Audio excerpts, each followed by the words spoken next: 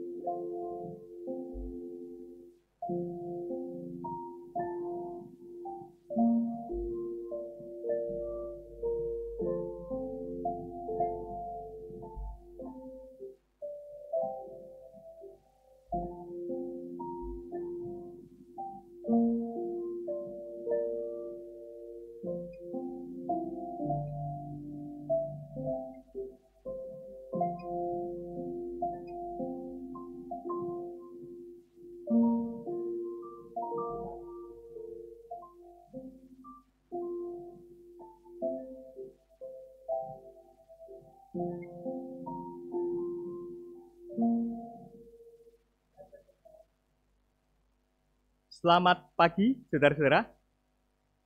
Kami sungguh bersyukur kalau dapat berjumpa dengan jemaat sekalian yang berada di rumah. Jadi kita akan melangsungkan kebaktian ini secara online. Ini adalah minggu perdana bagi GRI Kertajaya untuk melangsungkan ibadah secara live streaming. Harap walau kita beribadah di rumah, kita kiranya tetap menjaga kekhidmatan beribadah dan penghormatan kepada Allah Tritunggal. Baik saudara, mari saya undang kita semua untuk boleh bangkit berdiri. Kita akan bersaat teduh.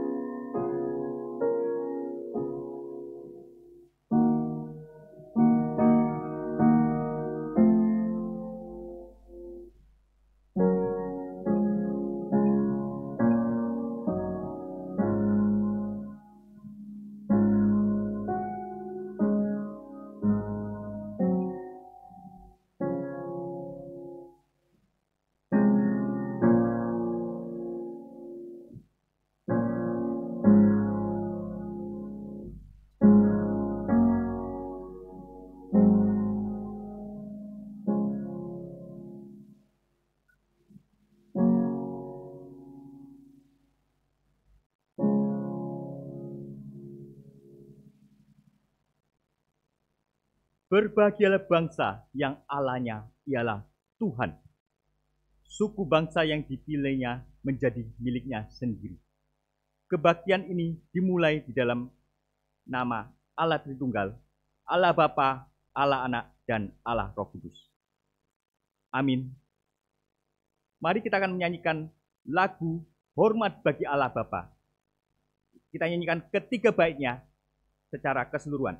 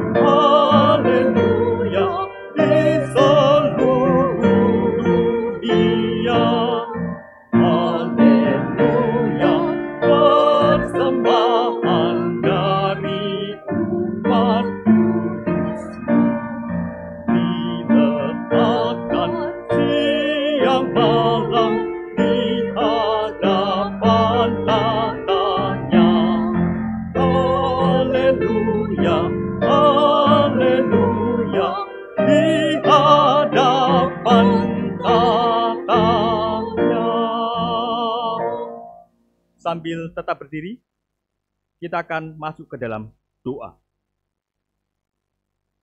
Tuhan Allah Bapa kami yang ada di surga, kami sungguh bersyukur ya Tuhan.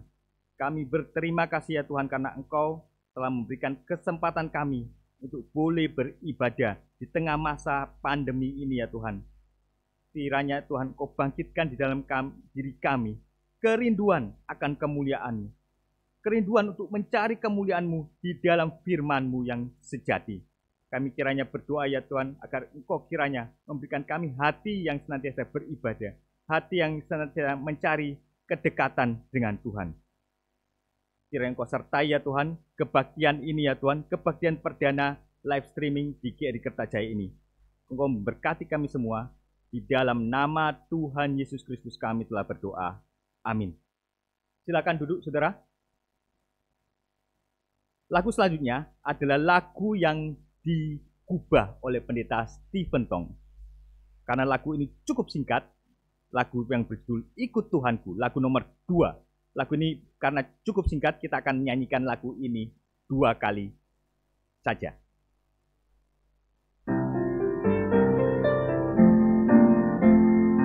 Aku ikut Tuhanku. Kesini, kesana, hanya ikutku. Ikut Yesus, ikut ke sorga. Aku ikut sampai ajalku. Dengan Roh Kudus dan dengan firman-Nya, Ia selalu membimbing aku. Dalam senang, dalam susah aku ikut.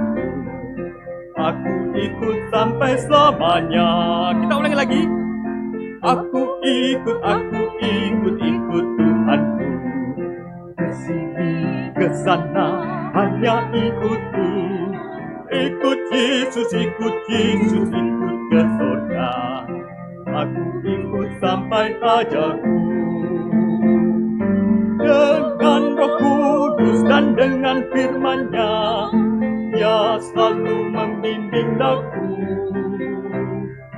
Dalam senang, dalam susah aku ikut. Aku ikut sampai selamanya. Baik saudara, kita akan melakukan bacaan bertanggapan, tetapi karena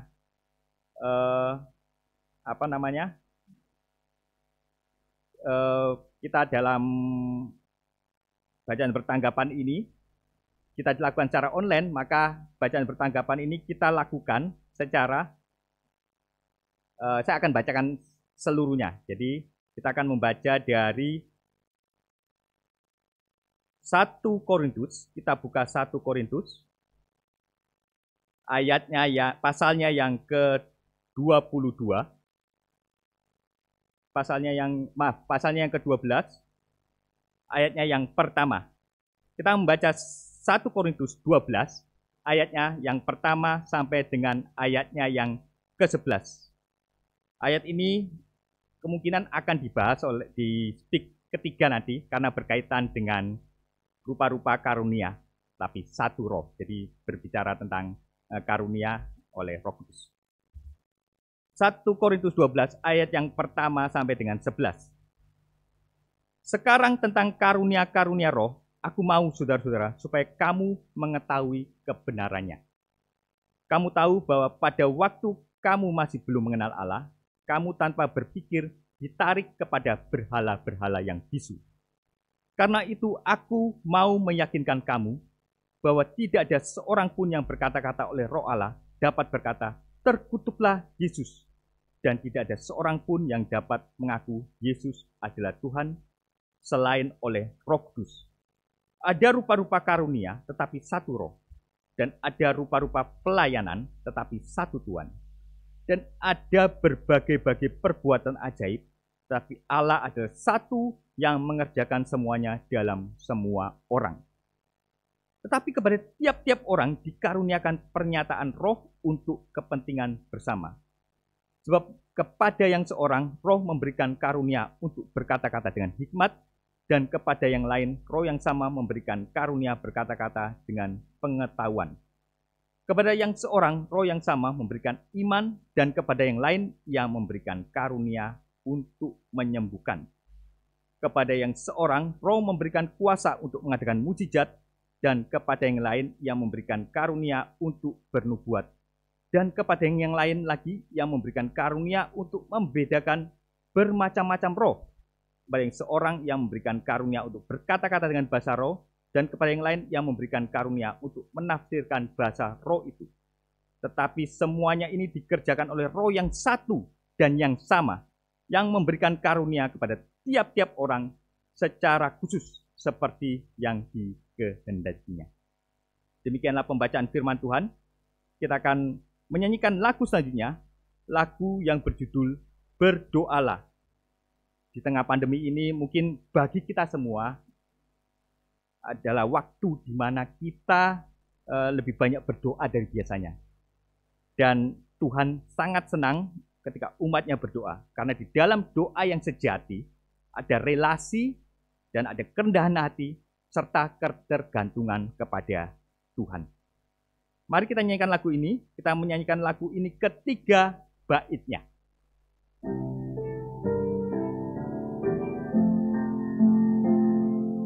Berdoalah pada pagi, berdoalah pada siang, berdoalah pada malam, agar tetap tentram.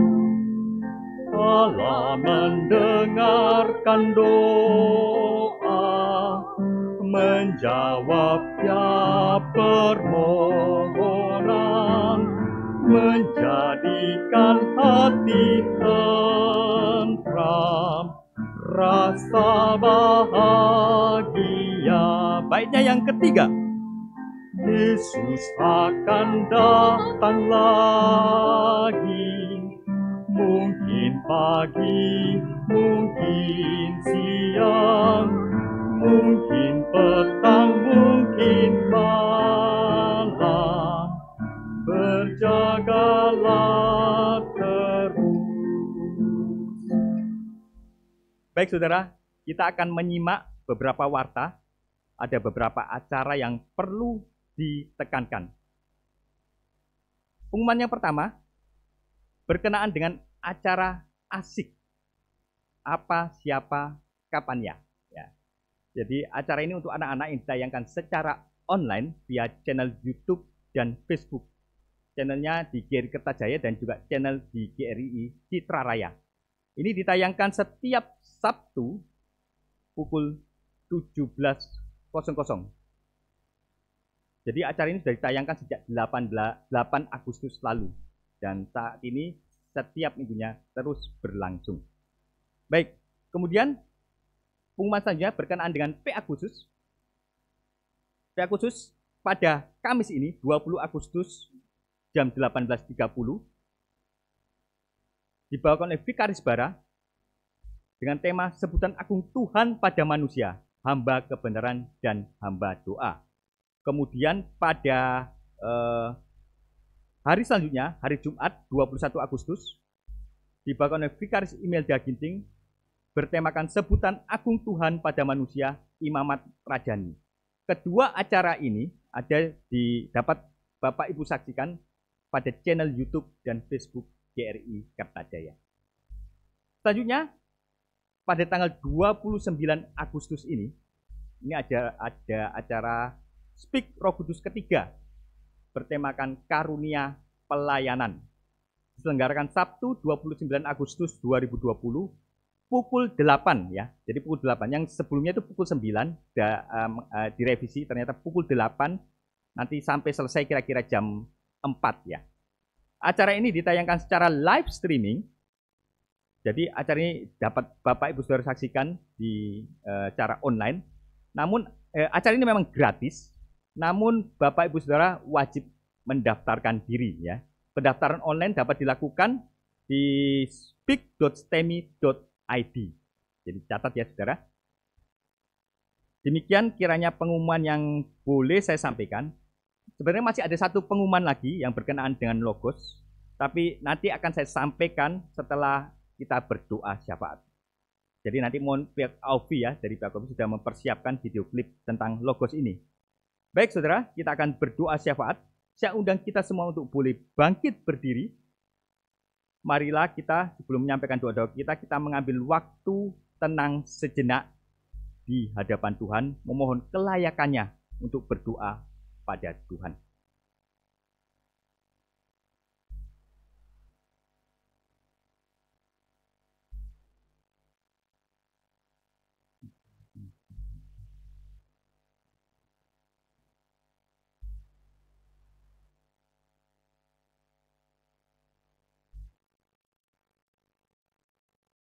Amin.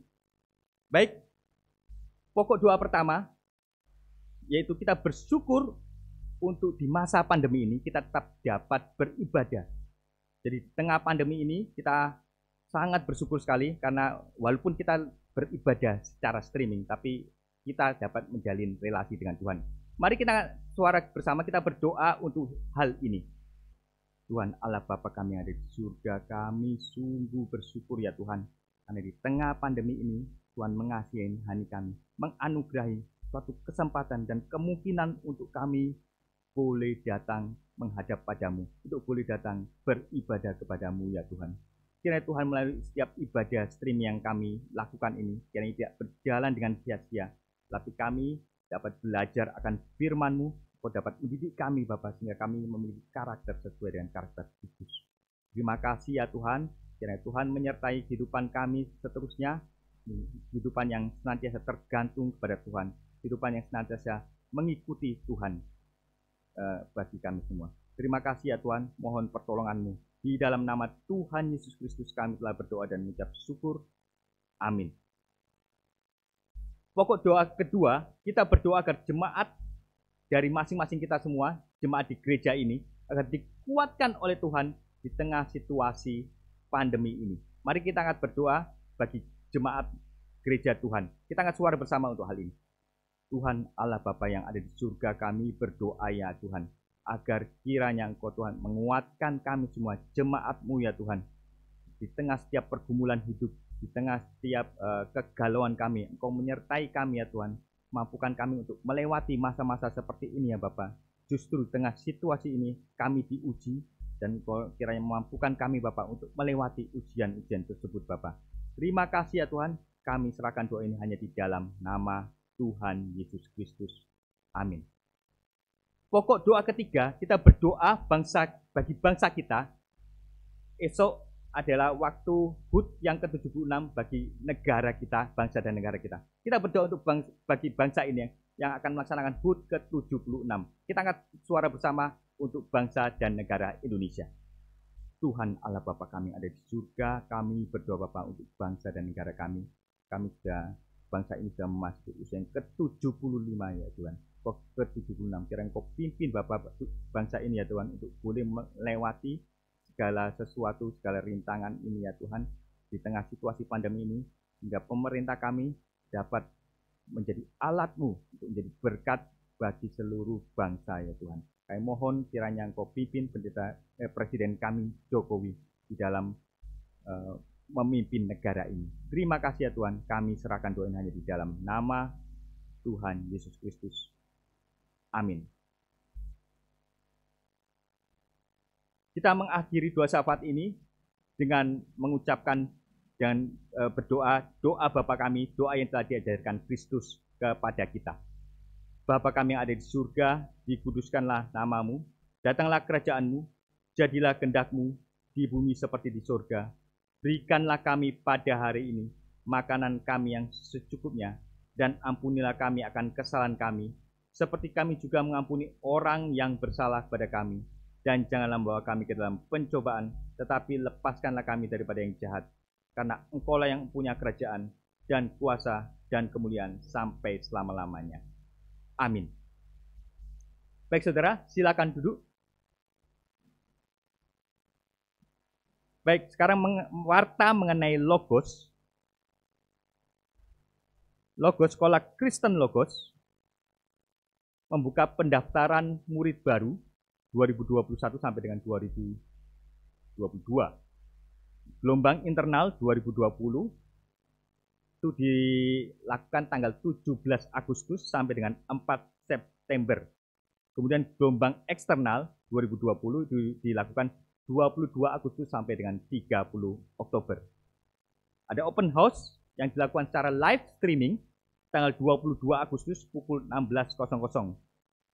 Ini tersedia diskon khusus dan fasilitas angsuran ya, saudara. Saudara dapat kalau mau informasi lebih lengkap dapat menghubungi WA 0852 3200 3300.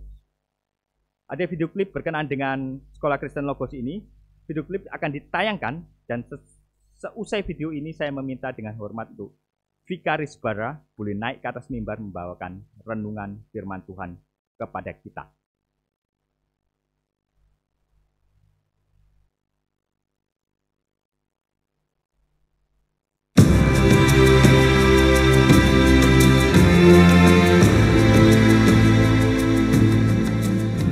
Ketika kita mendidik seseorang, kita memberikan sesuatu. Kita mengharapkan anak itu akan bertumbuh. Tetapi sebelum kita mulai mendidik, kita harus memikirkan manusia, anak yang kita didik itu sebetulnya makhluk yang seperti apa. Kalau mobil untuk bensin kita isi solar, maka yang terjadi kita bukan membuat lebih baik. Kita akan merusak mobil tersebut. Demikian juga manusia, sebelum kita memikirkan mengenai apa yang kita tambahkan, apa yang kita berikan, kita perlu memikirkan manusia itu makhluk yang seperti apa. Nah, saudara sekalian, maka pendidikan Kristen adalah pendidikan yang mengajarkan kita untuk melihat manusia sesuai dengan kebenaran firman Tuhan. Di dalam kitab Lukas pasal 2 dicatat bahwa Tuhan Yesus bertumbuh, makin menjadi besar, lalu kemudian dikatakan makin berhikmat, makin dikasih oleh Allah, dan makin dikasih oleh manusia. Maka kita melihat bahwa pertumbuhan itu menyangkut paling tidak ada 4 aspek yang dicatat dalam kitab suci. Yang pertama, pertumbuhan secara fisik. Maka di dalam sekolah Logos kita juga memikirkan bagaimana anak perlu mempunyai fisik yang baik. Ketika orang itu cerdas tapi dia sakit-sakit,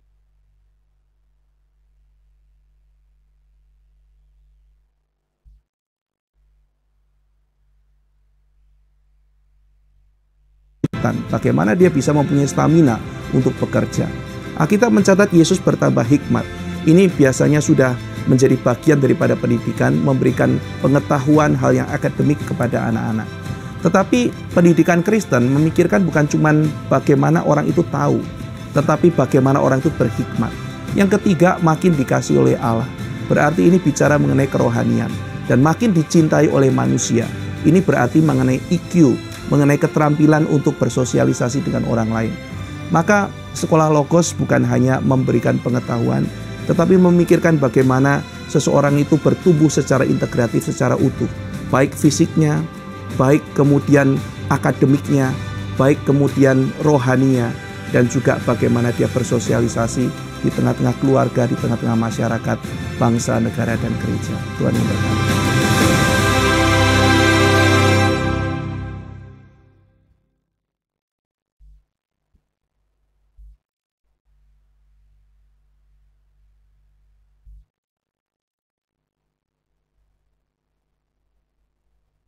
Selamat pagi Bapak Ibu dan Saudara sekalian. Ini adalah pertemuan perdana kita kebaktian online di GRI Kertajaya setelah sekitar berapa bulan ya, kita dari bulan Maret ya. Jadi sudah sekitar 5 bulan kita tidak bertemu, dan hari ini kita bisa bertemu secara online, kebaktian online. Biasanya kita punya satu tradisi saling berjabat tangan satu dengan yang lain. Cuma karena ini adalah masa yang khusus, jadi kita tidak bisa saling berjabat tangan. Dan kita ada beberapa hal yang perlu kita terus perhatikan ya, selama masa pandemi ini, yaitu bahwa ibadah akan dilakukan secara online. Jadi Bapak Ibu dapat memperhatikan ibadah online untuk GRI Kertajaya.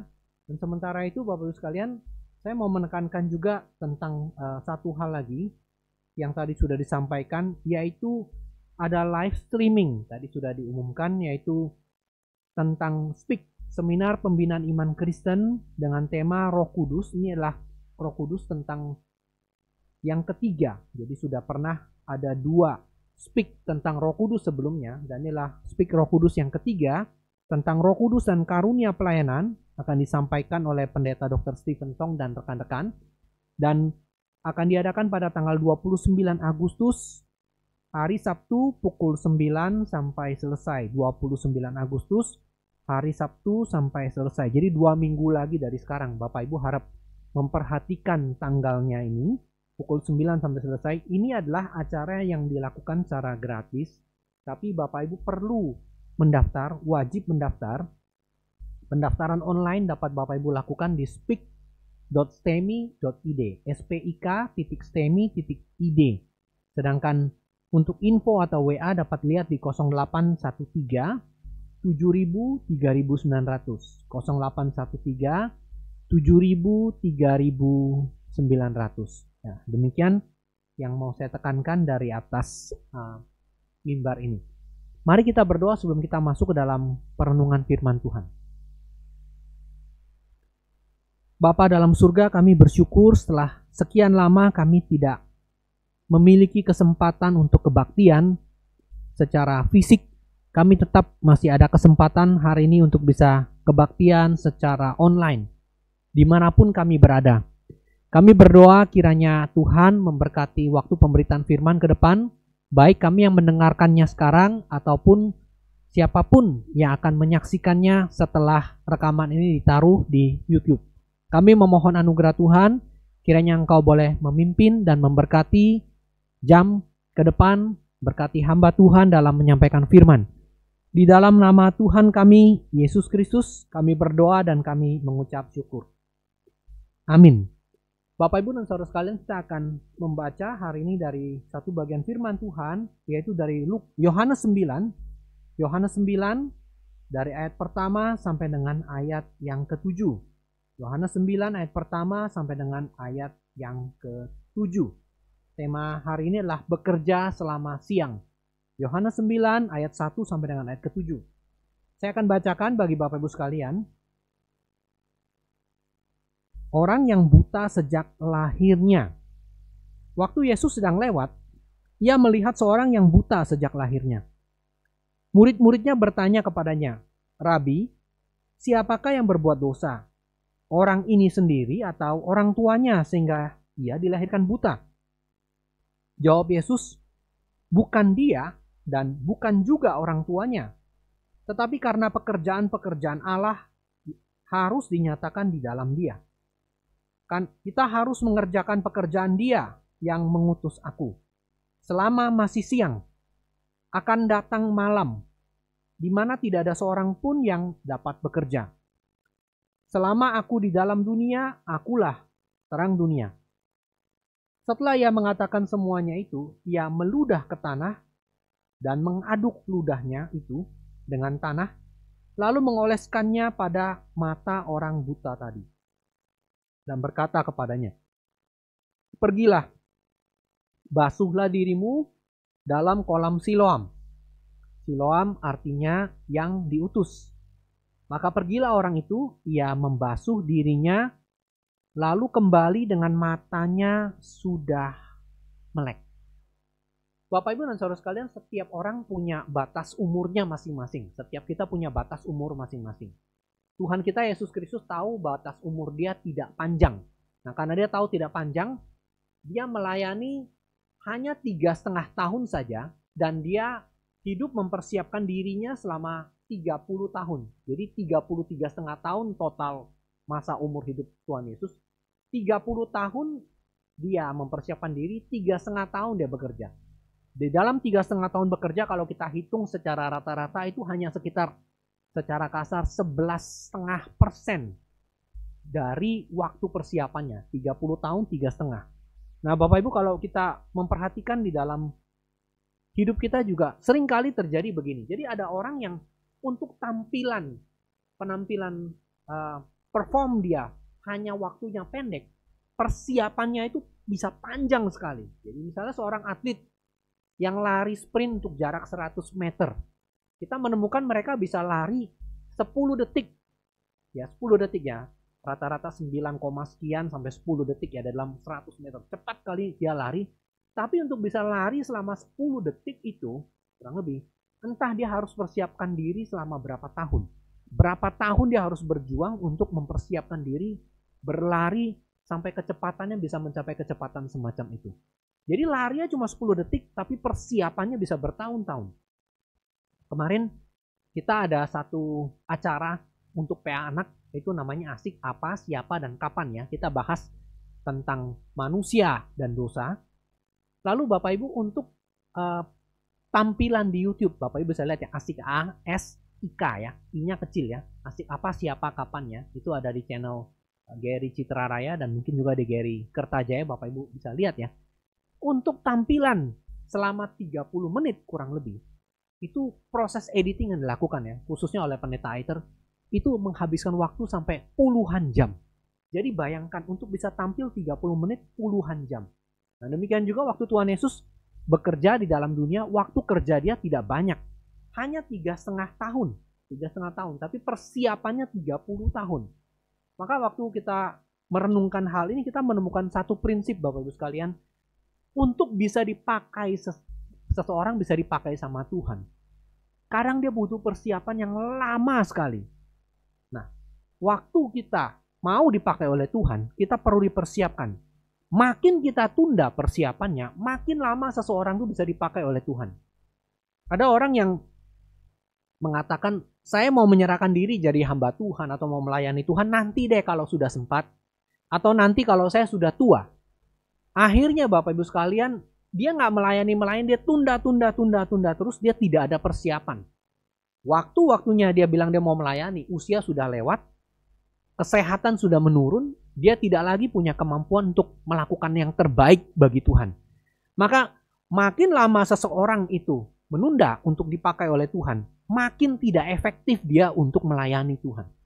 Maka persiapan yang begitu panjang itu perlu sebelum seseorang dapat melayani secara efektif. Dan bagaimana kita dapat dipersiapkan dengan baik? Bapak Ibu, Pendeta Stephen Tong pernah mengatakan, jadilah pengikut, pengamat yang baik, pendengar yang baik, pengamat yang baik. Kemudian akhirnya jadilah pengikut yang baik, dan akhirnya jadilah pelaku yang baik. Be a good listener, be a good follower, and then be a good activist. Menjadi orang yang baik-baik mendengarkan, menjadi orang yang mendengar, menyimpan firman Tuhan, memperhatikan baik-baik, kemudian menjadi pengikut yang baik, dan akhirnya dia menjadi seorang aktivis atau pelaku yang baik. Nah, Bapak Ibu, ini proses yang sangat panjang dan tidak terjadi di dalam waktu yang singkat. Tetapi ini diperlukan bagi seseorang yang mau melayani Tuhan. Dan kita memang setelah kita dipanggil, kita perlu melayani dan kita wajib melayani Dia. Nah, sekarang pertanyaan berikutnya adalah, siapa orang yang boleh melayani Tuhan? Siapa orang yang boleh dipakai Tuhan? Nah, kalau kita baca dalam kasus cerita ini, Yohanes pasal 9 ini adalah orang yang buta sejak lahir. Nah, orang yang buta sejak lahir itu beda dengan orang yang buta waktu dia sudah lahir. Orang yang buta setelah dia lahir, ya, jadi mungkin berapa lama baru dia mengalami kebutaan, misalnya Fanny Crosby begitu ya. Dia masih ada masa, kira-kira masa kecilnya sampai beberapa tahun sebelum dia menjadi buta.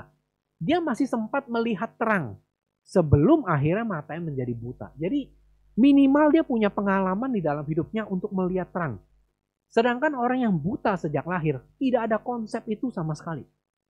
Dia nggak mengerti apa-apa sama sekali. Total gelap. Nah, ini adalah gambaran kerohanian kita. Kalau tanpa Kristus, gak mungkin kita dapat mengerti apapun, kecuali dia membukakan. Jadi, inilah orang yang dipakai oleh Tuhan. Orang dipakai oleh Tuhan untuk menyatakan pekerjaannya, menyatakan kemuliaannya, itu tidak melakukan apa-apa. Dia hanya buta saja. Bapak Ibu, saya beberapa tahun yang lalu pernah mengambil satu ilustrasi dari buku pendeta Yohan Candawasa ya. Itu bercerita tentang seseorang yang sakit kanker, lalu dia tahu usianya tidak lama lagi.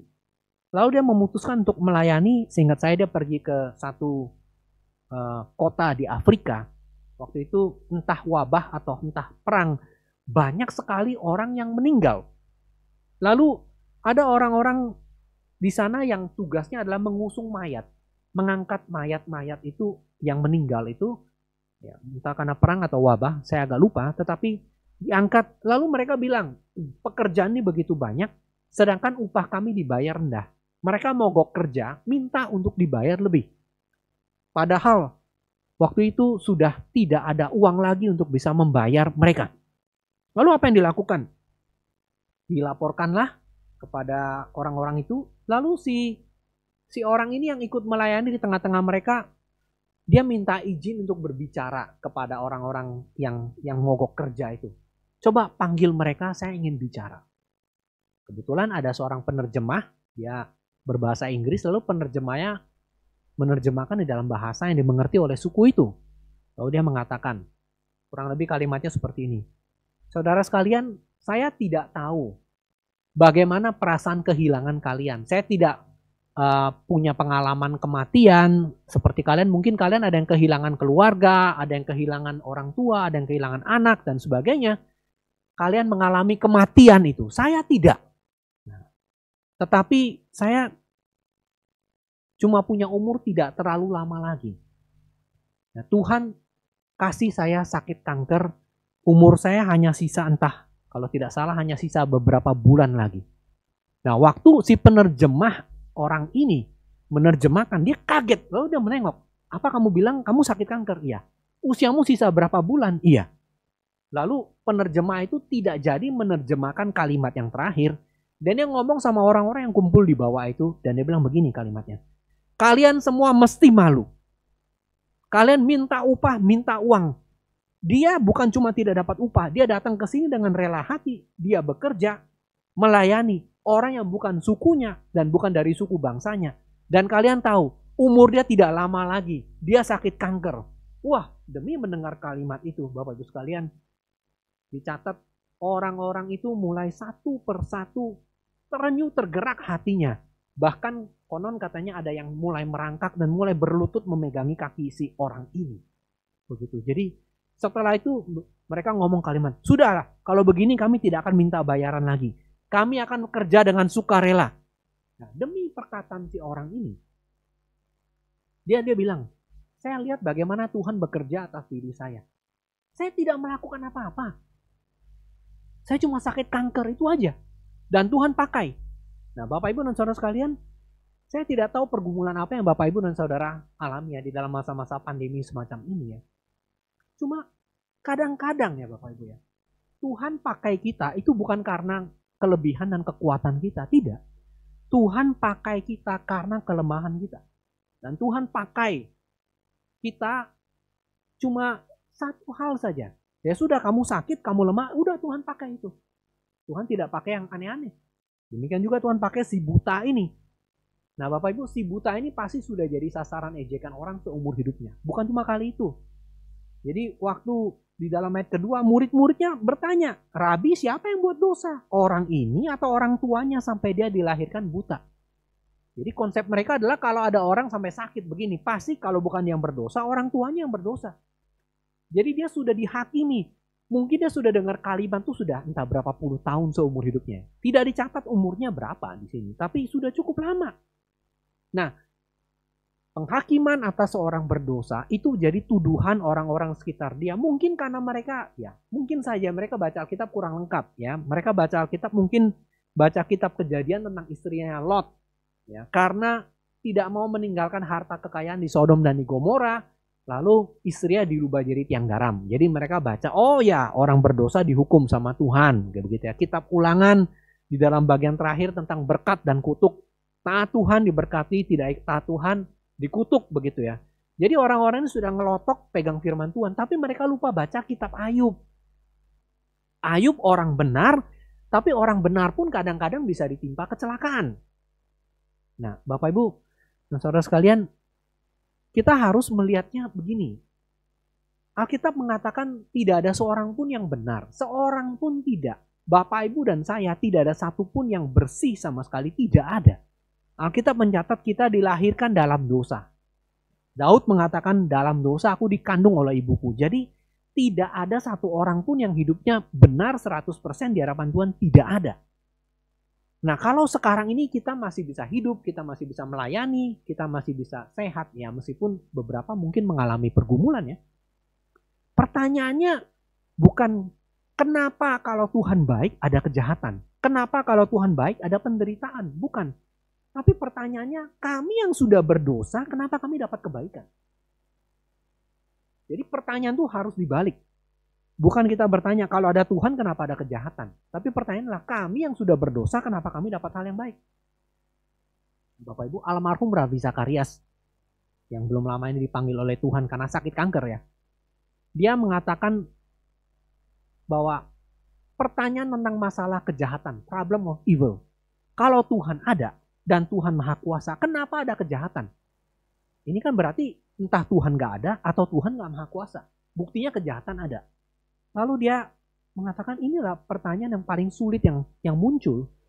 Tetapi herannya pertanyaan semacam ini itu muncul bukan di kalangan orang-orang yang ada di tempat yang lancar dan makmur, tidak. Tetapi di tempat di dunia barat. Di dunia barat di mana orang-orang hidupnya lancar dan makmur. Nah, Bapak Ibu saudara sekalian, orang-orang yang hidupnya lancar dan hidupnya makmur justru banyak yang mempertanyakan kalau Tuhan ada, kenapa ada penderitaan? Nah, herannya justru relatif orang-orang di Asia, ya orang-orang yang agama-agama timur ya, yang lebih banyak mungkin lebih sulit ya negara-negara dunia ketiga itu nggak banyak mempertanyakan hal ini. Ya, mereka mungkin lebih berpikir ya kalau kami ini mungkin karena kesalahan kami. Atau karena kehendaknya Tuhan, ya itu satu cobaan atau satu apa. Jadi pertanyaan ini muncul justru di negara-negara yang sudah ateis. Negara-negara yang tidak mengenal Tuhan justru menanyakan hal itu. Ya, justru bukan di negara-negara yang lancar-lancar, yang baik hidupnya, tidak. Ya, yang lancar gitu, yang mempertanyakan hal itu. Nah, Bapak Ibu dan saudara sekalian, Alkitab catat upah dosa itu maut. Waktu kita belajar katekismus singkat Westminster, masuk kepada pertanyaan ke-19. Pertanyaannya adalah, apakah penderitaan dan kondisi kejatuhan manusia? Apakah penderitaan dan kondisi kejatuhan manusia? Jawaban dari katekismus adalah, manusia pertama, kehilangan pertama persekutuan dengan Allah. Lalu mereka berada di bawah murka dan kutuk, sehingga mereka mengalami berbagai penderitaan dalam dunia, mengalami kemudian kematian dan akhirnya siksaan kekal selama-lamanya. Jadi keterpisahan dari Tuhan, murka Tuhan, penderitaan di dalam dunia, kematian dan akhirnya siksaan kekal di neraka selama-lamanya. Ini adalah 5 kondisi yang terjadi pada manusia yang berdosa.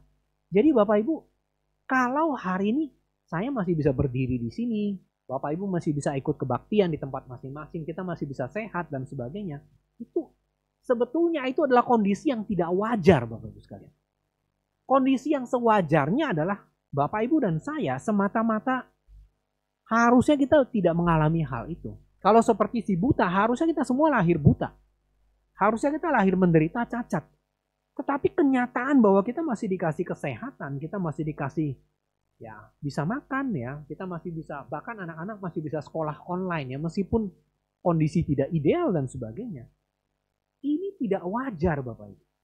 Kita seringkali pikir itu adalah hal yang wajar. Saya menerima hal yang baik itu adalah hal yang wajar. Tidak. Setelah kita jatuh ke dalam dosa, kondisi kita itu berada di murka keterpisahan dengan Tuhan, kita mengalami penderitaan, kelak mengalami kematian dan hukuman kekal. Jadi kalau kita masih menerima anugerah, ini ketidakwajaran. Tuhan murka pada orang berdosa. Nah kalau kita belum menerima Kristus sebagai Tuhan dan Juru Selamat kita ya, lalu Bapak Ibu dan saya hidup sembarangan, lalu masih bisa pikir, oh masih baik-baik kok. Itu kemurahan Tuhan. Kemurahan Tuhan. Tuhan sabar. Tuhan tidak langsung cabut anugerahnya waktu kita hidup nggak beres. Kalau kita baca dalam Mazmur 73, itu si pemazmur melihat orang yang berdosa kok masih bisa hidup gemuk, sehat, lancar. Nah, kita catat kesabaran Tuhan itu untuk menunggu kita bertobat. Tuhan tidak menginginkan kita binasa, tapi keselamatan kita. Nah, anugerah itu ditawarkan merata kepada semua orang. Tapi hanya sedikit yang merespon. Tuhan menawarkan semua. Tuhan kasih anugerah begitu ditawarkan banyak merata semua kepada tidak semua ingin kita orang. binasa. Tuhan ingin keselamatan kita. Jadi kalau Bapak Ibu dan saya masih bisa hidup baik-baik ya sekarang ya, tanda kutip ya, kita masih nggak mengalami pergumulan yang sampai seperti si buta ini. Itu adalah sesuatu hal yang tidak wajar yang kita terima Bapak Ibu. Nah akhirnya kenapa? Kalau kita kembali lagi kepada kebutaannya. Kalau kita pengen ngomong jujur, kenapa orang buta itu menjadi buta? Ya pasti karena dia orang berdosa, pasti Bapak Ibu. Tapi pertanyaannya adalah kenapa cuma dia yang buta, kenapa kita enggak? Gitu. Maka secara status, kalau kita baca Alkitab, kita tahu kita adalah keturunannya Adam. Status dosa kita itu diturunkan dan diturunkan secara perwakilan. Bapak Ibu, contoh yang paling umum yang sering dipakai adalah tentang pertandingan sepak bola ya misalnya ya. Kalau misalnya Indonesia lawan Malaysia, Bapak Ibu ya. Indonesia menang 2-0. Itu yang menang kan cuma 11 orang yang bertarung di lapangan lawan 11 yang lain. Nggak fair dong kalau kita pengen bilang, loh 11 yang menang kok, kami nggak ikut-ikutan. Tapi kan biasanya kan kalau kita menang kan kita bangga kan, oh Indonesia menang. Kita menang misalnya main sepak bola lawan Malaysia. Apalagi kalau lawan Amerika gitu ya, lawan negara-negara yang kuat sepak bolanya gitu ya. Kita menang, wah kita bangga sekali. Tetapi masalahnya adalah Bapak Ibu, kalau kita kalah, Indonesia kalah lawan Malaysia. Ya, kalahnya berapa? 3-0, dicukur habis gitu ya. Lalu orang Indonesia bisa nggak dia ngomong begini? Bukan kami kok yang main, itu kan cuma 11 orang. Kecuali 260-an juta penduduk gitu ya. Datang kemudian terjun di lapangan sama-sama lawan, nah itu baru kita bisa bilang kita kalah. Tapi kan itu kan cuma 11. Nah Bapak Ibu 11 itu perwakilan. 11 itu mewakili yang 260 juta. Adam itu cuma 1. Tapi waktu dia jatuh ke dalam dosa, dia mewakili semua umat manusia yang ada di bawah dia. Sehingga Bapak Ibu dan Saudara sekalian, waktu Adam jatuh ke dalam dosa, itu sifatnya adalah sifat perwakilan. Dia turunkan kepada generasi di bawahnya, yang adalah Bapak Ibu dan saya. Jadi kita semua ini sudah jatuh ke dalam dosa. Di bawah Adam. Status kita itu ikut statusnya Adam, Bapak Ibu. Tentang pandangan ini ada 2 pandangannya. Yaitu tradusianisme dan kreasionisme. Tradusianisme adalah pandangan yang percaya bahwa baik jiwa maupun tubuh kita itu diwariskan kepada generasi berikut.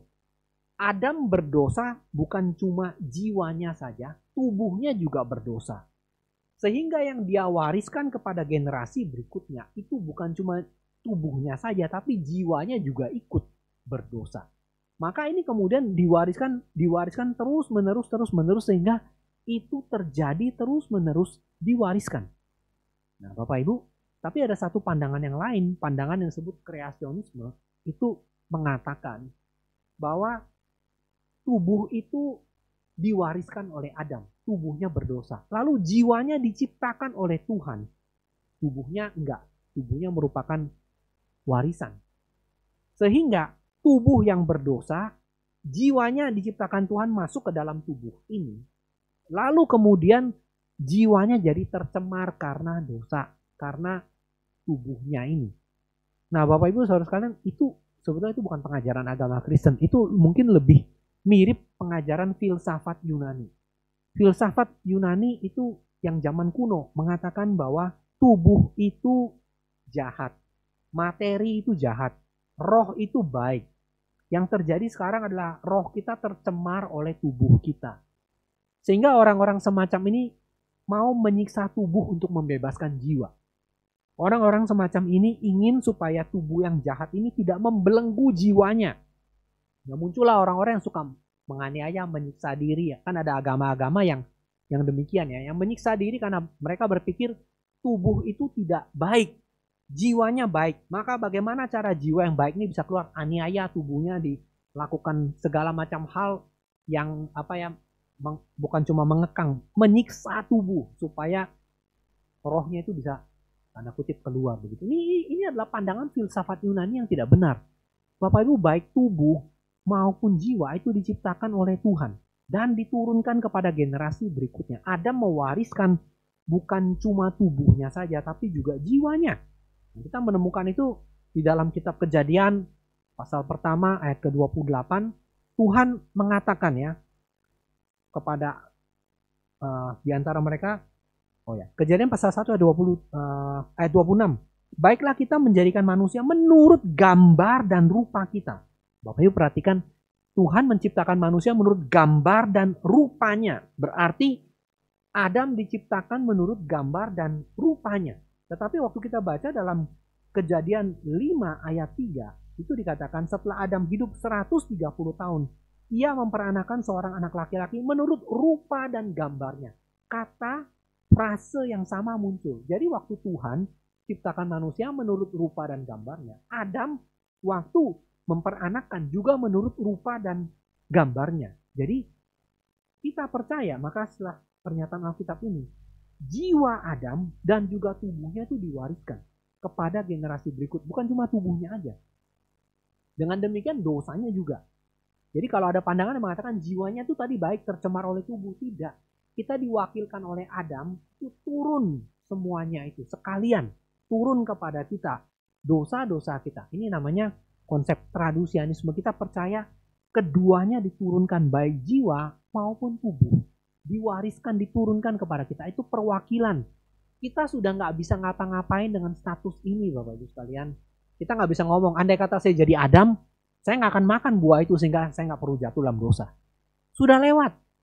Yang terjadi adalah kita menerima keadaan tubuh kita yang nggak bisa diapa-apain lagi.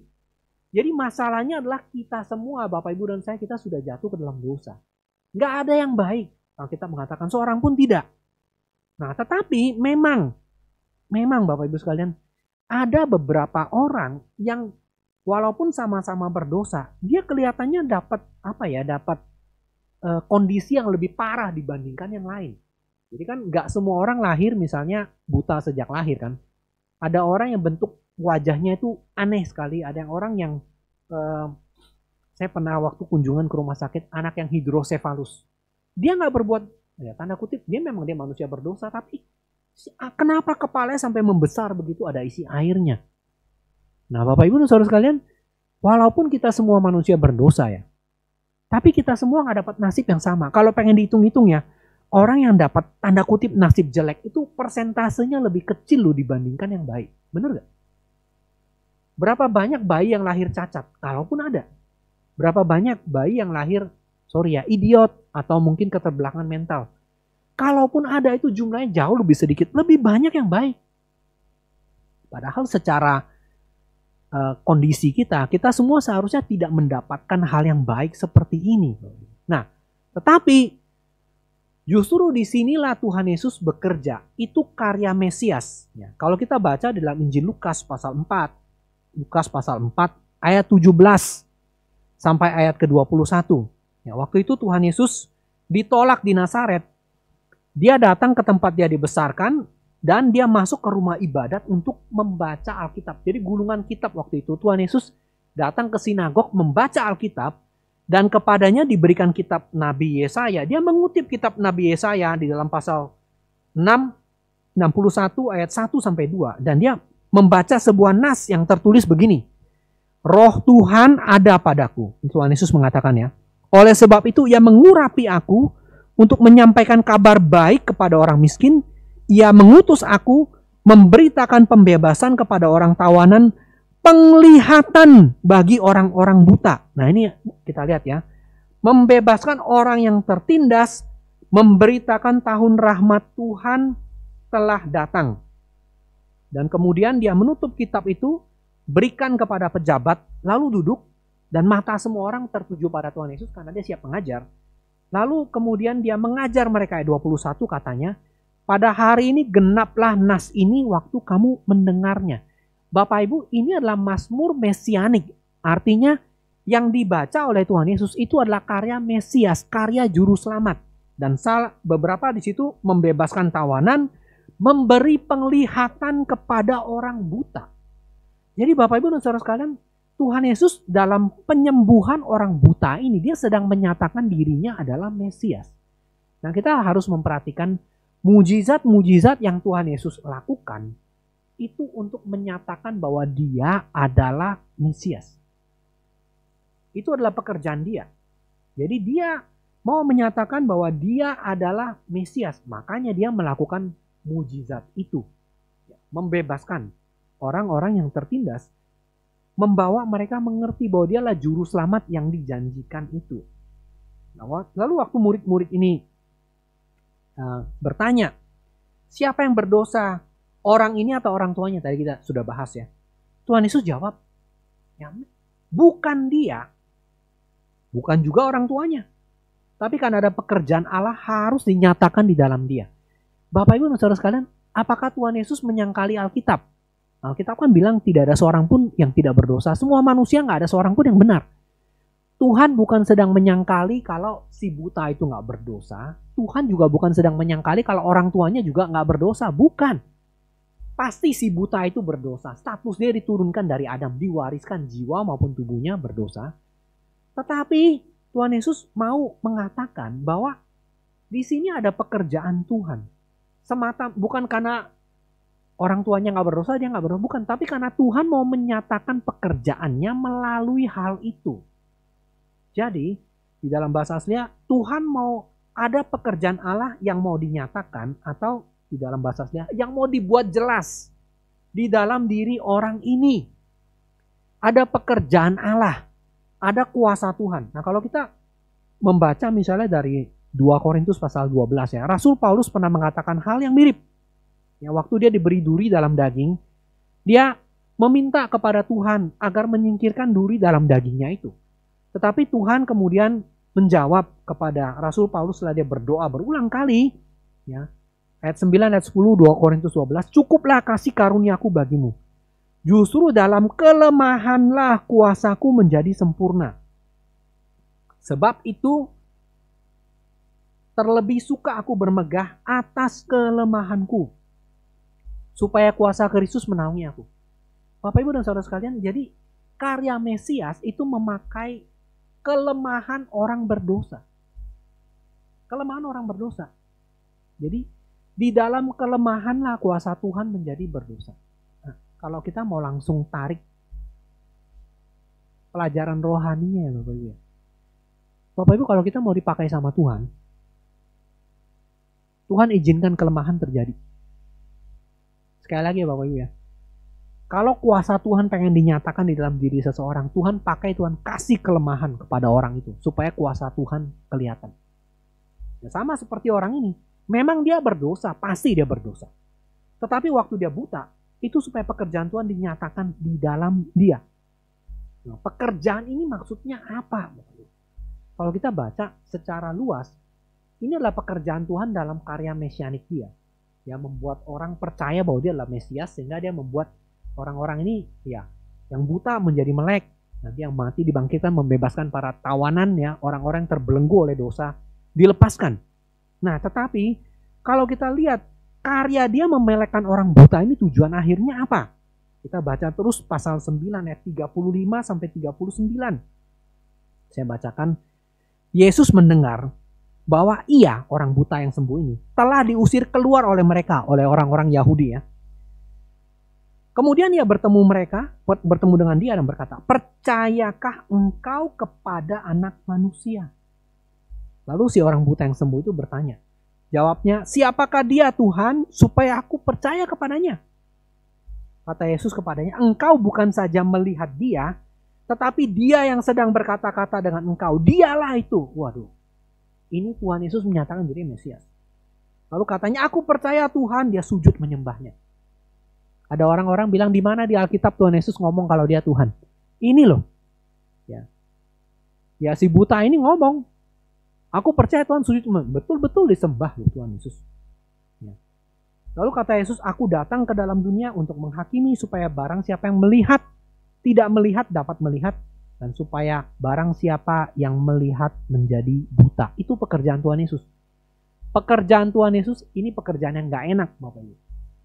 Membuat orang yang melihat jadi buta, dan membuat orang yang buta, orang yang bisa melihat jadi buta, yang buta jadi melihat. Melihat apa? Melihat bahwa Yesus adalah Mesias. Itu pekerjaannya Tuhan yang harus kita kerjakan. Membuat orang buta, rohani ya khususnya, matanya melek melihat kalau Yesus adalah Mesias. Sedangkan mereka yang melek dibuat jadi buta. Kenapa? Orang-orang Farisi dan Yahudi sangkal terus, tolak terus kalau dia adalah Tuhan. Bukan cuma itu, sampai sekarang juga sama Bapak Ibu. Banyak orang yang menyangkali bahwa Yesus adalah Tuhan. Dibuat jadi buta. Bukan saya mengatakan, dia mengatakan sendiri.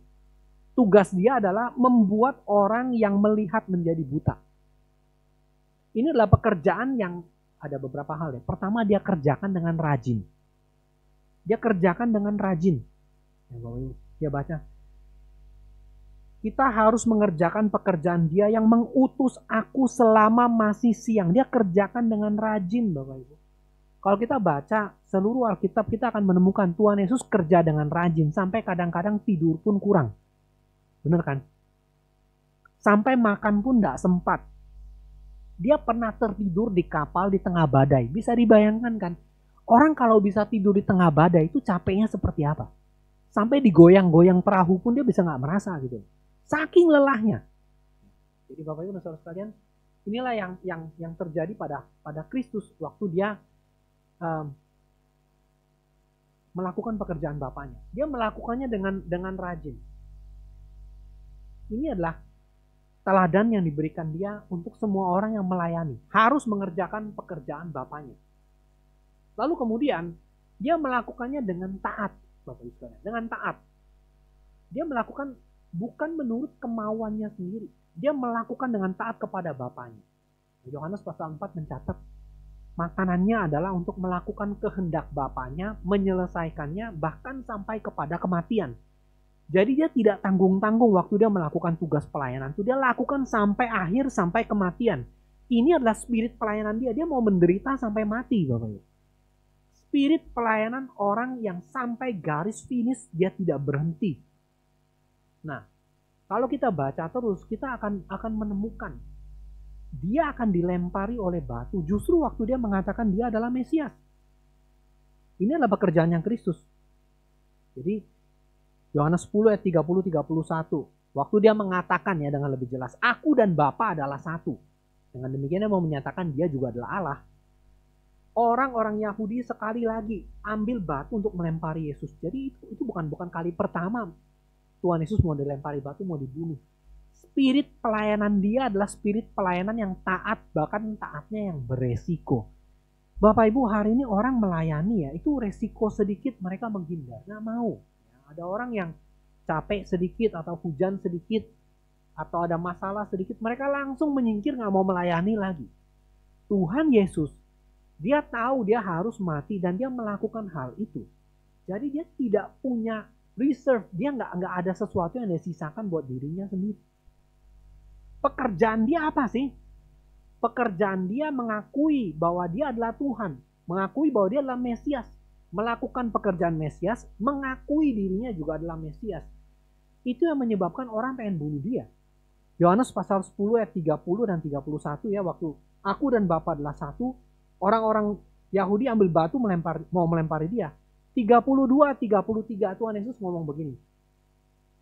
Banyak pekerjaan baik yang berasal dari Bapakku, yang kuperlihatkan kepada kamu.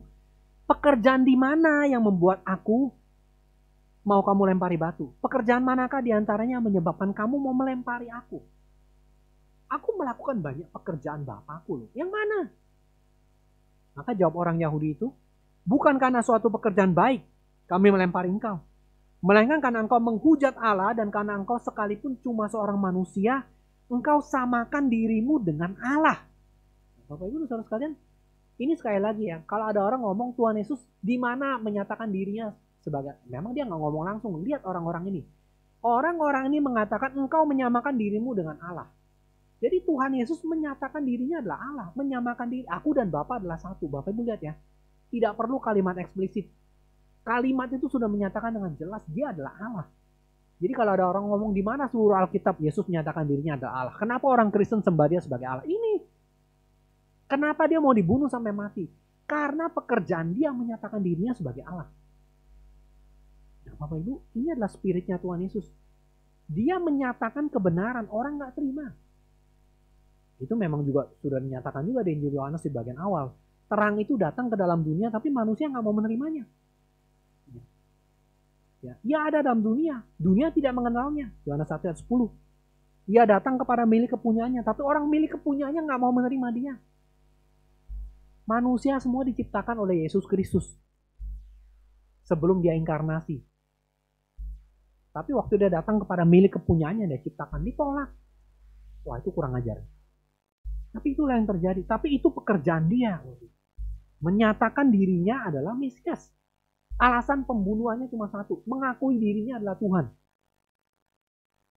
Maka Bapak Ibu, spirit pelayanan yang pertama rajin, yang Tuhan Yesus kerjakan. Yang kedua, spirit pelayanan yang dilakukan adalah taat. Dan taatnya bukan tanpa resiko loh. Sekali lagi ya, kalau kita pelayanan, kita kan masih suka pikir untung rugi. Saya dapat apa? Saya dibayar berapa? Saya dapat berapa? Kira-kira kalau saya melayani ini, saya kekurangan apa? Bapak Ibu, bukan tanpa resiko loh pelayanan yang Tuhan Yesus kerjakan itu. Gara-gara ngomong kalimat itu, gara-gara menyembuhkan orang buta itu, nanti dia membangkitkan Lazarus lagi, bikin orang tambah pengen bunuh dia.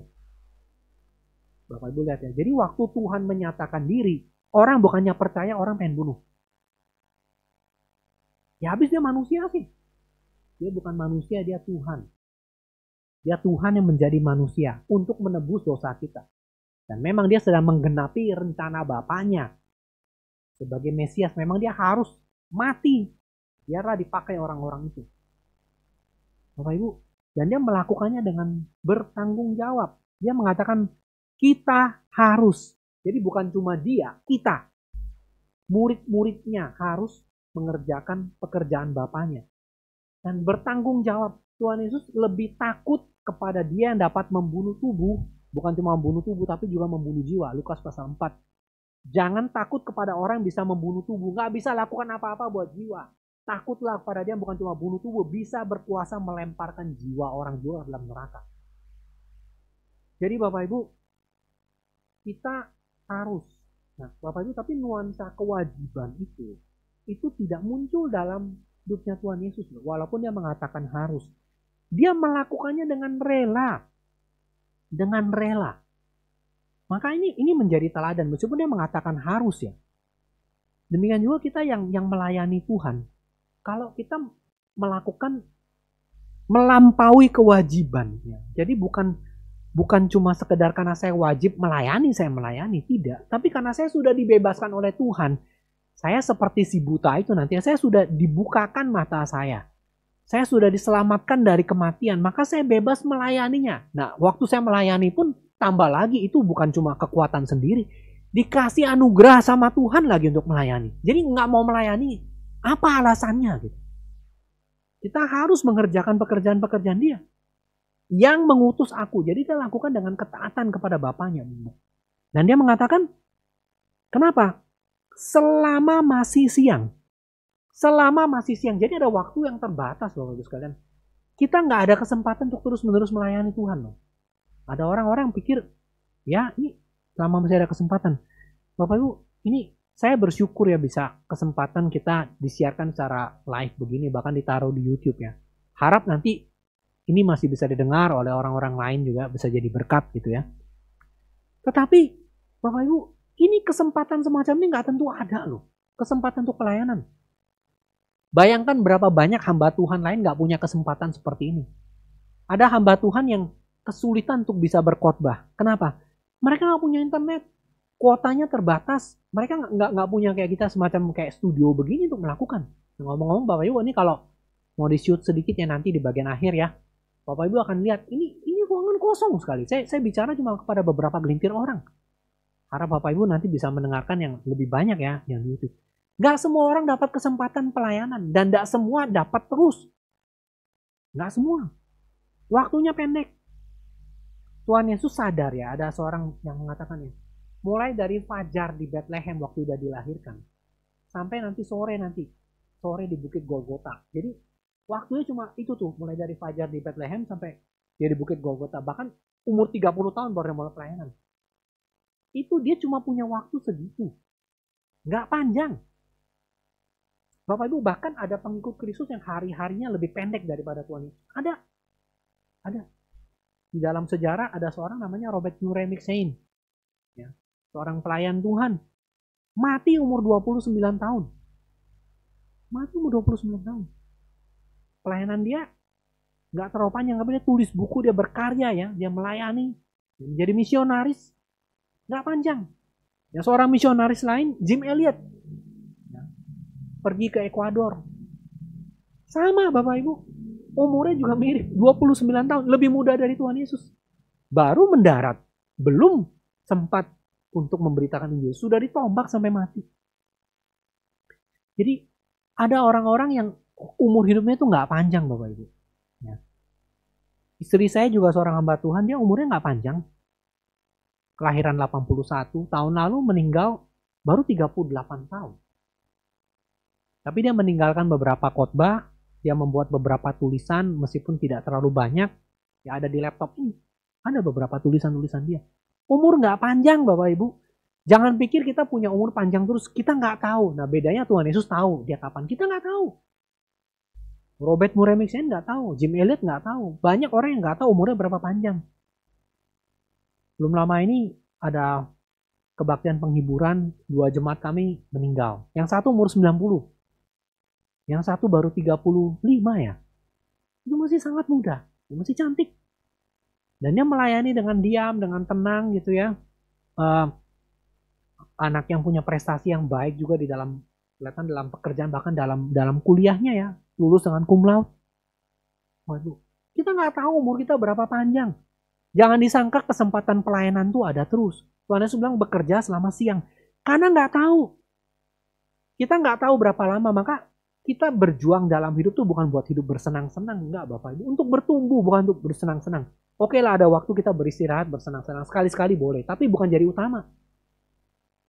Ada orang kerja keras supaya dia bisa pensiun lalu pergi ke Bahama kali ya, pergi ke apa tuh? Ada satu tempat yang apa? Maladewa ya atau apa ya, yang Maldives ya itu ya. Waduh itu tempatnya, wah kalau saya bisa selama-lamanya. Saya kerja kumpulin uang untuk beli tempat di situ lalu saya akan selama-lamanya menikmati hidup. Kita tidak dipanggil untuk itu Bapak Ibu. Tidak. Kita dipanggil untuk bertumbuh melayani Tuhan. Bukan untuk yang gampang-gampang, yang remeh-remeh pelayanan, tapi untuk bekerja keras. Pertanyaan apa yang menghalangi kita? Banyak Bapak Ibu. Mungkin kelemahan. Ya ada orang punya kelemahan fisik tertentu, dia nggak bisa melayani Tuhan. Tapi ada orang punya kelemahan rohani. Ada dosa tertentu yang dia nggak mau buang. Jadi dia nggak bisa melayani Tuhan dengan efektif. Jujur Bapak Ibu, daging kita ini suka kenikmatan. Daging kita ini suka kenikmatan. Kita suka uang, kita suka seks, kita suka kenikmatan ya. Kita suka kesenangan dan sebagainya ya. Untuk zaman sekarang Bapak Ibu. Coba selain mendengarkan firman seperti sekarang ini waktu kebaktian. Berapa banyak waktu kita pakai habiskan HP untuk media sosial. Yang nggak terlalu berguna. Gitu kan. Kemarin saya sama anak saya baru ikut satu webinar ya. Web seminar ya. Sekarang banyak sekali ya webinar, web seminar gitu. Ada seorang anak muda. Saya kenal papanya adalah senior kami di Perkantas Salatiga dulu ya. Lalu anaknya ini, aduh kasihan Bapak Ibu. Sekarang anak itu sedang kuliah di Amerika. Saya lupa ambil apa. Mau menyelesaikan S1-nya. Anak ini adalah anak yang kecanduan game online dan pornografi. Kecanduan game online dan pornografi. Dia punya HP, punya kuota banyak. Dan dia ngomong sendiri. Kalau anak muda dikasih HP dan kuota internet nggak terbatas, dijamin dia bisa jatuh. 90% pasti jatuh ke situ. Nah, Bapak Ibu, ini penghalang kita untuk melayani Tuhan. Itu alat komunikasi kita ya. Bukan alat komunikasi, sih hati kita yang suka kesenangan. Maka dia bilang nggak heran. Karena kesenangan itu bisa diperoleh secara instan. Cuma klik saja. Tanpa melalui perjuangan, akibatnya mereka sulit untuk mencapai kesenangan yang butuh perjuangan. Bapak Ibu lihat ya. Karena kesenangan itu diperoleh dengan instan, cuma klik saja, tinggal pencet saja. Mereka sulit untuk mencari kesenangan yang butuh perjuangan. Tuhan Yesus untuk memenangkan orang berdosa harus berjuang sampai mati di kayu salib. Baru dia menjadi raja di atas segala raja. Nah orang Kristen zaman sekarang, enggak. Terlalu gampang dia klik, dia bisa dengar khotbah. Terlalu gampang segala sesuatu. Dia hampir gak ada perjuangan untuk melakukan segala sesuatu. Akibatnya dia gak punya kenikmatan yang seperti yang didapat melalui perjuangan. Gak ada. Itulah. Maka Bapak Ibu, Tuhan Yesus mengatakan malam akan datang. Malam akan datang. Jadi penghalang-penghalang kita itu ya. Kalau kita gak mau singkirkan dari sekarang, malam akan datang. Akan datang waktunya mungkin kita stroke. Sorry ya, saya bukan nyumpain orang ya gitu ya. Akan datang waktunya di mana kita mungkin kena kanker. Akan datang waktunya duit kita habis. Saya bukan mendoakan juga. Mungkin ada waktunya kita, sorry ya, kena virus corona. Mana tahu. Kita berusaha menjaga ya sebisa mungkin. Siapa yang tahu? Malam akan datang. Entah penyakit, penderitaan, kematian. Dan waktu itu datang kita nggak bisa ngapa-ngapain lagi. Terlambat. Malam akan datang. Waktu pelayanan itu nggak tentu ada terus. Satu cerita kuno ya. Teman dari David Livingstone. Ya, David Livingstone. Saya selalu kecampur Livingstone atau Hudson Taylor. Livingstone. Yang di upacara pemakamannya. Teman yang seumur dengan dia. Livingstone dikuburkan ya. Waktu dimakamkan, wah, begitu banyak orang mengantar jenazahnya. Satu orang tua yang terus-menerus menangis di pinggir sampai dikuburkan. Lalu orang tanya, dia itu siapa? Itu keluargamu? Bukan. Temenmu? Iya, temen. Deket banget? Enggak juga. Terus kenapa kamu nangis sampai kayak begitu? Lalu orang tua itu ngomong, David Livingstone dan saya sama-sama menyerahkan diri di hadapan Tuhan dalam satu KKR atau satu kebaktian. Tapi bedanya adalah Livingstone setelah menyerahkan diri, dia sungguh-sungguh ikut Tuhan, dia bayar harga sampai mati. Waktu dia mati dalam posisi berlutut berdoa, ditandu. Livingstone itu yang melayani Tuhan ya, sampai dicakar oleh dia kena malaria, sampai soket matanya itu udah turun sebelah. Tangannya itu pernah kecakar sama singa sampai bonggolnya lepas. Kulitnya hitam sekali. Satu saat waktu dia pengen berkhotbah di hadapan para mahasiswa, itu udah ada satu kabar yang sangat umum. Mahasiswa di situ suka mengejek pengkhotbah. Kalau ada pengkhotbah datang pasti dilempar pakai telur busuk, lempar pakai apa. Demi mereka lihat Livingstone, mereka nggak berani ngapa-ngapain. Ini orang begitu hancur gitu. Karena melayani Tuhan. Lalu waktu Livingstone mati, waktu dia mati di tengah tandunya itu ya. Aku nggak kuat lagi, kita berhenti di sini. Dia berlutut, dia berdoa. Lalu 4 orang Afrika yang jadi tandu itu lihat kok lama berdoa nggak bangun-bangun. Mereka panggil, Buana, Tuan. Nggak ada suara sama sekali. Lihat dia sudah mati dalam posisi berlutut berdoa. Oh Bapak Ibu, kalau kita bisa mati dalam keadaan begitu kan seneng ya. Lalu kemudian Livingstone pernah wasiat, kalau saya mati, tolong ya, tubuh saya kuburkan di Inggris, tapi jantung saya kuburkan di Afrika. Karena hati saya untuk Tuhan, untuk orang-orang Afrika yang saya kasih, saya layani. Wah, dia terhormat sekali. Satu temennya ini yang sama-sama bertobat sampai tua. Nggak ngapa-ngapain. Dan dia nangis sepanjang perjalanan itu. Kemudian dia ngomong sama David Livingstone. Waktu orang tanya, kenapa? Saya nangis itu bukan nangisi Livingstone. Dia udah mati, dia mati dengan mulia. Saya nangis buat saya sendiri. Kenapa? Saya habiskan waktu saya. Dan saya tidak lakukan apa-apa bagi Tuhan. Saya habiskan hidup saya untuk hawa nafsu. Saya habiskan hidup saya nggak melakukan pekerjaan Tuhan. Dia dipanggil melayani Tuhan, bertobat. Saya panggil buat habiskan apa yang nggak berguna. Sekarang saya lihat dia mati dengan mulia. Dan sebentar lagi saya akan mati dan saya belum melakukan apa-apa. Oh Bapak Ibu, kalau sekarang kita ada kesempatan ya. Jangan, oh saya percaya Tuhan Yesus mati pasti masuk surga. Tenang. Tiket karcis bioskop sudah dipegang. Enggak Bapak Ibu. Percayalah waktunya akan datang, kita nggak bisa ngapa-ngapain lagi. Oh ya betul, saya bakal masuk surga. Tapi Bapak Ibu, kalau masuk surga seperti penjahat yang di samping Tuhan Yesus tuh ya, dia masuk surga pasti nyesel. Kenapa? Karena nanti dilihat orang-orang kudus nih, orang yang rajin kerjakan semua pekerjaan Tuhan. Dia nggak ada kesempatan, cuma satu, dia coba beritakan Injil sama orang yang di sebelah Tuhan Yesus yang menghujat dia. Itu pun nggak berhasil. Dia masuk surga sih, last minute. Tapi apa gunanya? Ya, Tuhan sih bermurah hati ya. Banyak orang yang menyanyiakan hidupnya kayak begini gitu. Entah yang belum percaya Kristus ataupun yang sudah percaya. Ada pekerjaan Tuhan dibiarkan. Tidak mau melakukan dengan segenap hatinya, dengan bertanggung jawab, dengan cinta Tuhan, dengan sebaik-baiknya. Nggak mau. Malam akan datang. Dan Alkitab catat Tuhan sedang terus panggil para pekerjanya siang dan malam Bapak Ibu. Dia terus panggil. Ada yang waktu kerjanya panjang, ada yang waktu kerjanya pendek. Kita nggak pernah tahu. Kita nggak pernah tahu kapan Tuhan panggil. Nggak ada yang nggak dipanggil. Kita semua dipanggil. Tapi yang berespon pada panggilan berapa banyak dan berapa benar responnya itu kita nggak tahu. Nggak tahu. Waktunya pendek, malam itu cepat loh. Segera datang Bapak Ibu. Malam itu cepat. Sebelum tangan kita menjadi lumpuh ya, atau mungkin ada hal yang nggak terkontrol tadi. Sebelum duit kita hilang, ya harus pandang, harus lihat ke depan.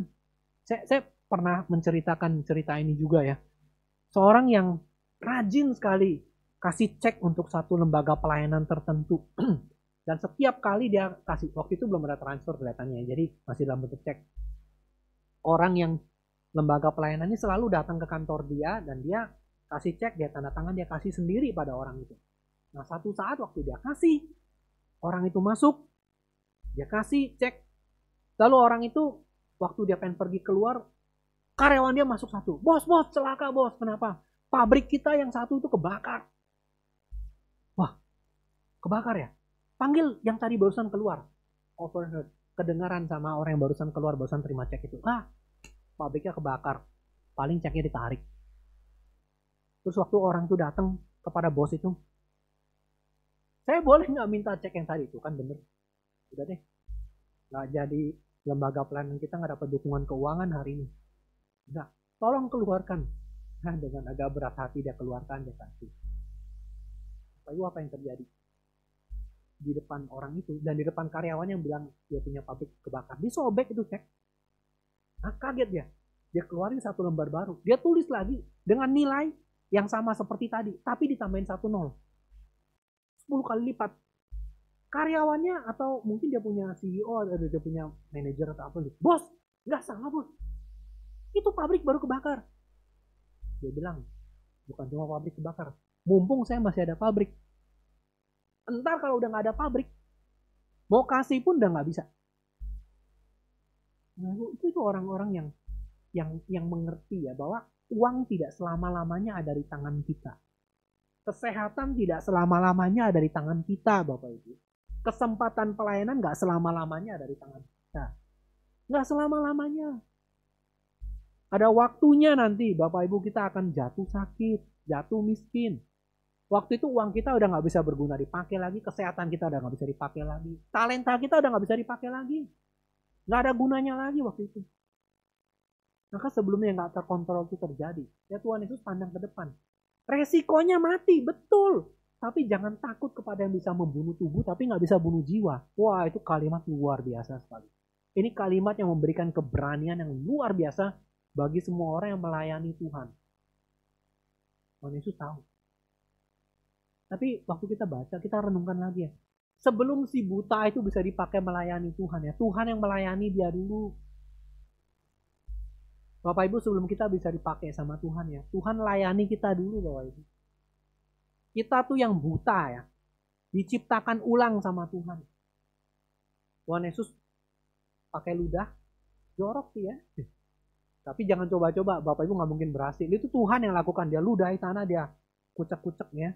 Diambil tanah liat itu ya, dia taruh ke matanya. Kalau bagi saya ini proses penciptaan ulang.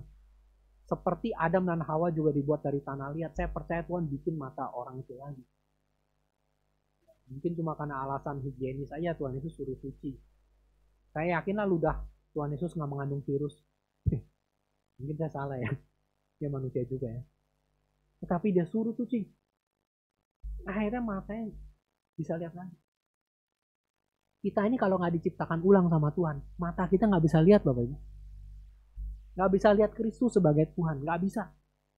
Maka dua efek dosa yang terjadi pada orang buta, pada tubuhnya maupun pada jiwanya, itu Tuhan selesaikan. Karena tadi waktu Tuhan Yesus ketemu sama dia ngomong kan, percayakah engkau kepada anak manusia? Siapa dia Tuhan? Aku percaya. Nah kita ngomong barang siapa percaya pada Kristus nggak binasa kan, diselamatkan. Akulah dia yang berkata-kata kepada engkau. Wah, dia sujud menyembah. Gak ada yang lebih indah Bapak Ibu selain mata kita dibuka dan kita bisa ngelihat Tuhan itu Tuhan. Dia menyelamatkan kita. Kalau kita kerja buat kepentingan diri kita sendiri ya, kita tahu. Bapak Ibu udah ngalami deh pandemi corona ini. Saya udah tanya beberapa jemaat, saya tanya, Pak, Bu, sorry ya, ini penghasilan turun berapa? Berapa persen? Mereka semua rata-rata ngomong begini, bertahan hidup udah bagus sekarang Pak. Berapa kalau saya boleh tahu? Ya sekarang kapasitas karyawan di rumah kan segala. Bisa 30-40% tuh sudah bagus.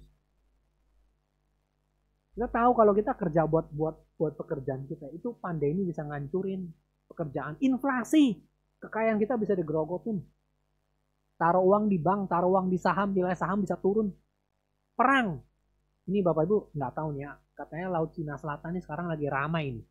Amerika sama China. Semoga tidak terjadi, bisa ada yang mengatakan bisa ada perang nuklir. Wah itu mengerikan kalau itu terjadi. Kalau itu terjadi nggak mungkin Indonesia nggak kena. Indonesia deket loh Bapak Ibu. Jangan main-main. Kita nggak tahu kapan itu berakhir.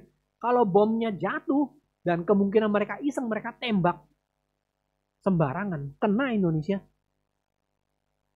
Nggak bisa terhindarkan. Itu mengerikan loh. Perang dunia ketiga bisa jadi. Ini kita nggak tahu waktunya tuh kapan, berapa lama. Kita sehat bisa digerogoti virus. Nggak ada yang tetap. Jadi kalau kita cuma mengerjakan untuk pekerjaan kita sendiri ya, Bapak Ibu itu sekejap Tuhan bisa ambil. Kita yang masih muda jangan pikir kita muda terus, enggak. Kesehatan kita bisa diambil. Yang tua Bapak Ibu, aduh. Nah ini bukan berarti nggak ada harapan ya. Bukan berarti nggak ada harapan. Mari kita bersaksi tentang Kristus, bersaksi pertobatan kita, jadi inspirasi buat orang yang lebih muda, melayani mereka, ya, dorong mereka untuk hidup dalam Tuhan. Kalau masa muda kita nggak dipakai Tuhan, biar masa tua kita dipakai sama Tuhan. Kalau kita masih muda, biar kita dari muda dipakai sama Tuhan. Perbanyak dukungan bagi orang yang lebih muda kalau kita udah tua. Kalau kita nggak bisa ngapa-ngapain, berbagian dalam doa untuk pekerjaan Tuhan. Tuhan Yesus tahu waktu dia nggak panjang. Dan bahkan dia seperti memperpendek sendiri. Tuhan Yesus kayak orang cari penyakit. Dia udah tahu kalau dia ngomong gini bakal dilempari. Dia lakukan itu. Kebenaran. Melakukan pekerjaan Tuhan itu bukannya tanpa resiko. Ada resikonya. Dan sangat besar. Tapi yang berbagian buat pekerjaan Tuhan itu nggak sia-sia. Pengkhotbah pasal 9 Ya, di dalam ayat yang ke-10, dulu saya waktu masih remaja, ada pembina saya kasih ayat ini. Saya anggap remeh. Ayat penting ya, tapi saya sembarangan. Sekarang waktu saya baca, waktu saya ada umur begini, saya baru pikir, iya ayat itu penting. Segala sesuatu yang dijumpai tanganmu untuk dikerjakan, kerjakanlah itu sekuat tenaga. Karena tidak ada pekerjaan, pertimbangan, pengetahuan, dan hikmat dalam dunia orang mati. Kemana engkau akan pergi? Tuhan Yesus mengatakan, kita harus mengerjakan pekerjaan Dia yang mengutus aku selama masih siang. Sekarang masih siang, masih hidup, masih ada semua anugerah Tuhan. Akan datang malam di mana tidak ada seorang pun yang dapat bekerja. Mari kita berdoa. Bapa dalam surga, kami harus mengerjakan pekerjaan Tuhan, menyatakan Kristus adalah Mesias. Itu bukannya tanpa resiko. Karena pekerjaan Tuhan Yesus adalah membukakan mata orang yang buta, tapi juga membutakan mereka yang tercelik. Tuhan tolong kami. Kami tahu ini bukan berita yang disukai manusia. Manusia menolak Mesias.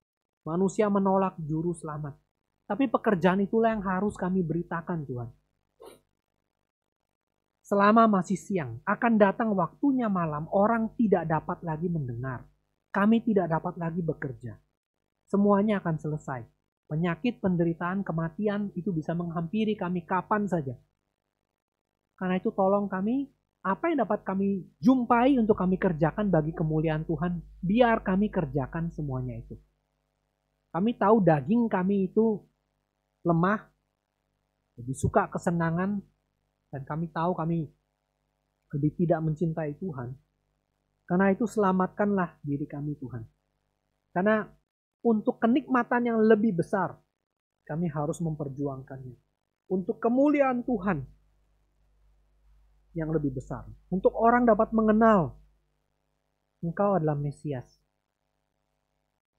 Tuhan, ampuni dosa kami. Ampuni kami yang lebih sering mengikuti kedagingan kami.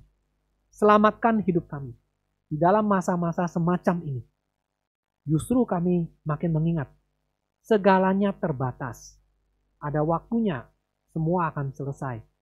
Dan dengan demikian kami boleh mengerjakan dengan sungguh-sungguh apa yang Tuhan percayakan kepada kami untuk kami kerjakan. Apapun itu.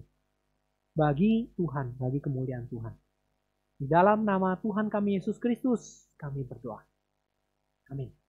Bapak Ibu sekalian, mari kita bangkit berdiri. Tapi sebenarnya ada satu revisi Bapak Ibu. Jadi jam speak itu tadi disebutkan pukul 9 ya, tapi bukan pukul 9.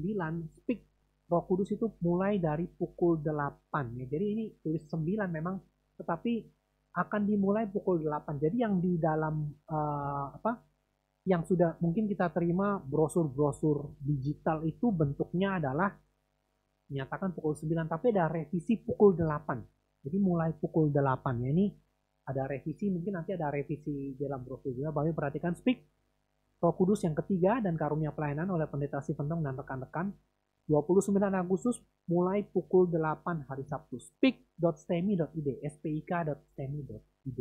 Demikian.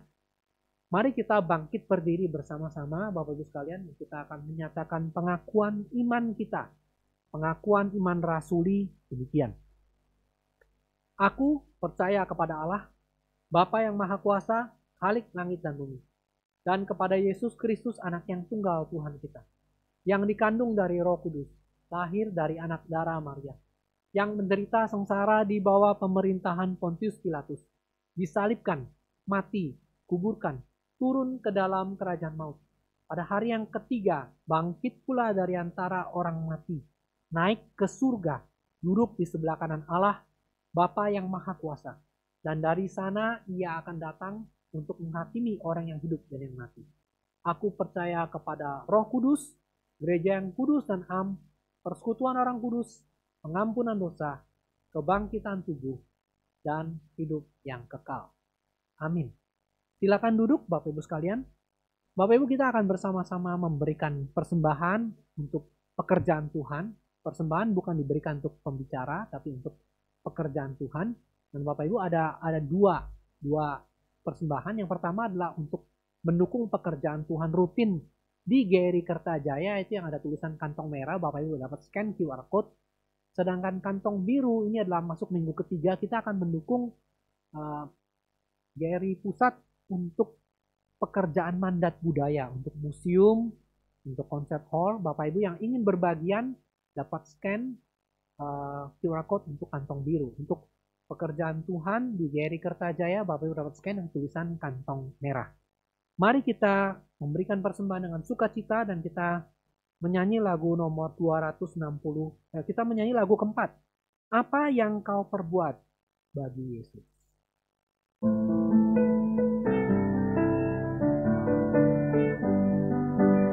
Apa yang kau buat baginya tiap hari giatkan. Rajinkah engkau beritakan Injil keselamatan? Apa kau berbuat bagi Tuhanmu? Apa kau boleh kerja bagimu? Setiap harinya apa kerjamu? Apa kau berbuat bagi Tuhanmu? Kedua, apa yang kau buat bagi tiap hari semangatnya? Bersandarkah kau padanya, saksikan kasihnya?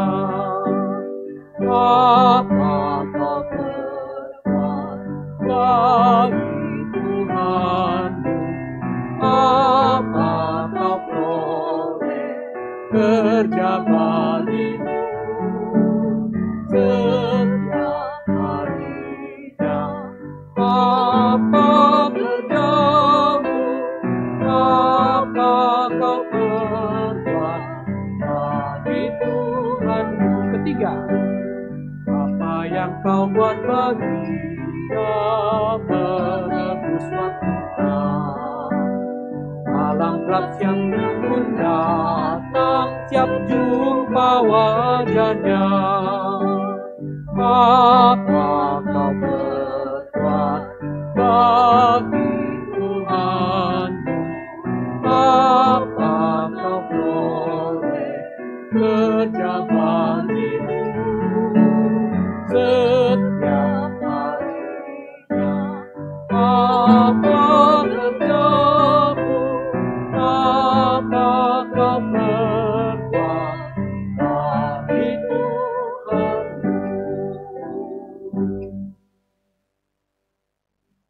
Mari kita berdoa untuk persembahan kita.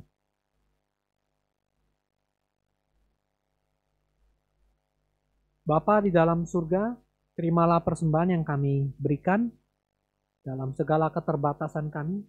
Kami bersyukur kami diberikan anugerah ini, berbagian dalam pekerjaan Tuhan. Dan tolonglah kami juga, selain uang, kami juga belajar untuk mempersembahkan seluruh hidup kami pada Tuhan yang telah memanggil kami, yang telah membuka mata kami yang buta, sehingga kami dapat melihat Kristus. Terima kasih Tuhan, kami bersyukur, kami menyerahkan persembahan ini di dalam nama Tuhan kami, Yesus Kristus. Amin. Bapak Ibu sekalian, mari kita bangkit berdiri, kita akan mengembalikan seluruh kemuliaan kepada Tuhan. Kita menyanyi doksologi dan kita memohon berkat dari Tuhan.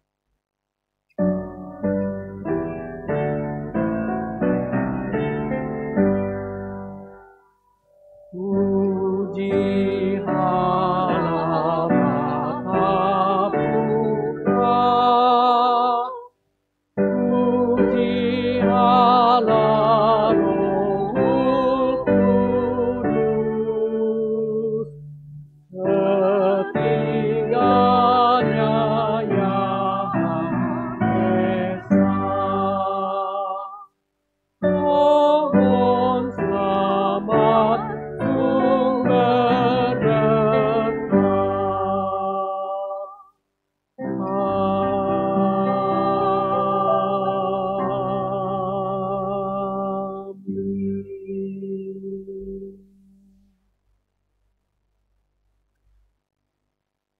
Tuhan memberkati kita dan melindungi kita.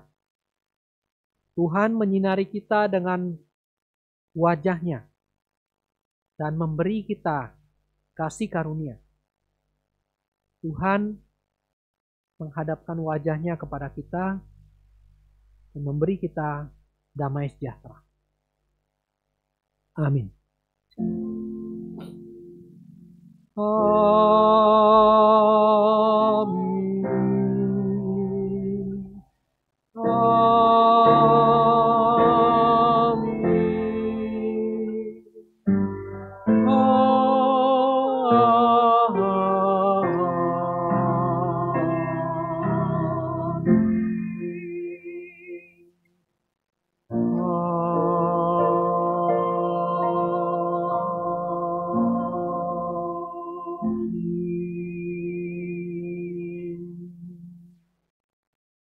Silakan duduk, doa teduh dan ibadah kita selesai. Tuhan memberkati kita.